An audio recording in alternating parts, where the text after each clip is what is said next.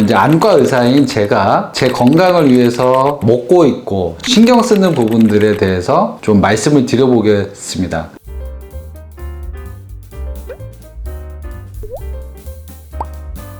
네, 안녕하세요. 강남 에이스안과 신경훈 원장입니다. 유튜브를 촬영한 지 한 1년쯤 되는 것 같습니다. 환자분들한테 그리고 유튜브를 시청하시는 분들한테 어떤 내용을 전달하면 좋을지 많은 회의와 고민을 많이 하고 있습니다. 그래서 오늘 시간에는 이제 안과 의사인 제가 제 건강을 위해서 먹고 있고 신경 쓰는 부분들에 대해서 좀 말씀을 드려보겠습니다. 그냥 이렇게 편하게 좀 들어주시면 좋을 것 같고요.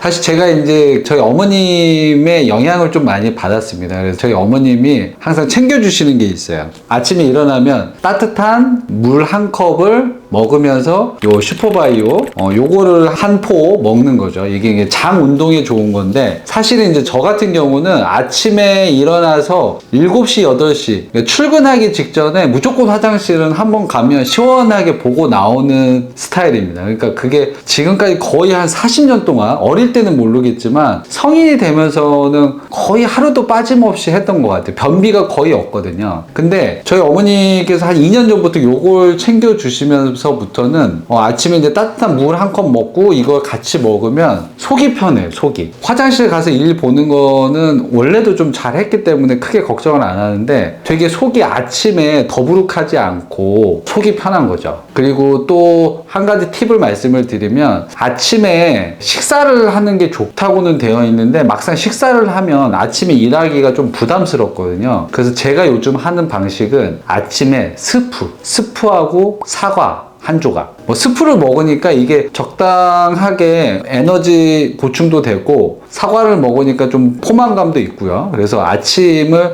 저는 스프 한 접시하고 사과를 먹고 있습니다. 그러니까 아침이 조금 상당히 부담되지 않으면서도, 그리고 필요한 건 다 좀 챙겨 먹는 스타일이에요. 그리고 이제 요거는 아침에 먹는 영양제인데요. 요것도 한 5년 전부터 저희 어머님께서 상당히 이걸 강요를 많이 하셔가지고 어쩔 수 없이 먹었어요. 근데 제가 원래 약 먹는 거를 별로 안 좋아해요. 이제 젊은 사람이 무슨 약이냐, 약 먹고 뭐 얼마나 건강해지라고. 근데 이게 이제 약간 뭐 제비에 무슨 추출물이 좀 들어갔다고 해서 남자들한테 먹는 건데, 요거를 아침에 한 두세 개 정도 먹거든요. 근데 이제 한 몇 년 동안 먹다 보니까 익숙해져가지고 상당히 좀 도움이 되는 편입니다. 그래서 제가 사실 도움 안 되면 저는 뭐 전혀 안 먹는 편이거든요. 그냥 말씀드리는 건 아니고 효과가 좀 있었던 것 같아요. 근데 이게 이제 두 가지가 같은 회사 거거든요. 근데 뭐 제가 홍보하려고 하는 건 아니고 어쩌다 보니까 이쪽에 영양제를 많이 먹게 된 것 같아요. 자, 그리고 다음에 이제 말씀드릴 건 타이레놀이죠. 타이레놀. 이제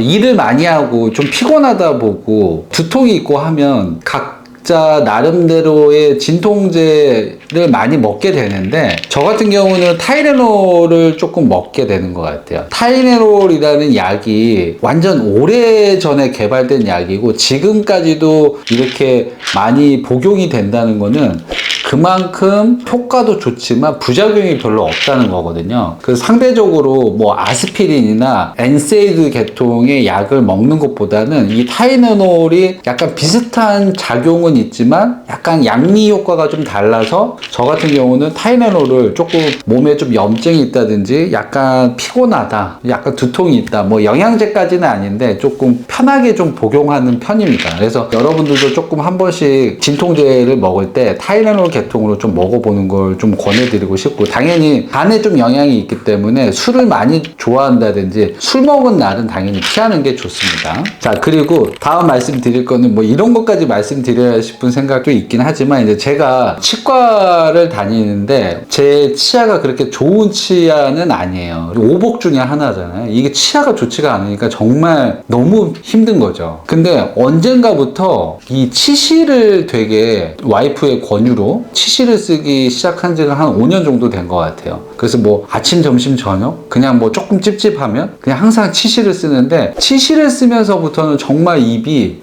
개운하고 정말 청결한 느낌? 치실도 쓰고 양치도 하고. 그래서 치실을 안 쓰시는 분들이 상당히 많을 텐데 한번 믿고 써보시면 상당히 만족감을 많이 느끼실 거예요. 이 치아 역시도 저도 눈도 마찬가지지만 눈도 나빠지기 전에 관리를 해야 된다고 말씀을 드리는데 치아도 그렇더라고요. 나빠지기 전에 관리, 그러니까 양치질이죠, 양치질. 근데 거기에 치실까지 하시면 정말 치아 건강을 위해서 상당히 좋을 것이라고 제가 말씀드리고 싶습니다.